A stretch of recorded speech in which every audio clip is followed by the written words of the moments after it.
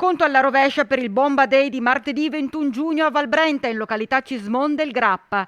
Entro le 7:40 gli abitanti di Cismone e Collicello dovranno lasciare le loro case, portando con sé anche gli animali domestici. Bloccata erogazione di luce e gas, alle 8 partirà il lavoro degli artificieri per lo spolettamento dell'ordigno bellico americano da 1000 libbre della Seconda Guerra Mondiale, rinvenuto in un cantiere in pieno centro del paese. Alle 6 il COC sarà allestito all'ex municipio di Valstagna, dove oltre al sindaco Luca Ferrazzoli saranno presenti anche prefetto e questore, che seguiranno le operazioni molto delicate vista la tipologia della bomba e la sua collocazione. Terminata la prima parte del lavoro, l'ordigno sarà caricato su un apposito mezzo e trasportato in una cava di Rossano Veneto, dove sarà fatto brillare. Già individuati e studiati 2 percorsi possibili da Cismon a Rossano.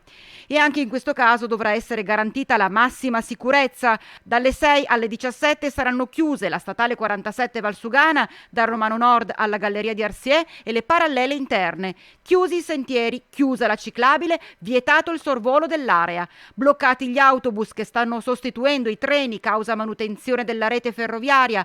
L'appello del sindaco Ferrazzoli è uno solo. No polemiche, no critiche, no ragionamenti, è il momento di ubbidire, ogni tanto nella vita capita anche questo, perché è importante che gli artificieri facciano quello che devono fare nel modo più rapido e indolore possibile.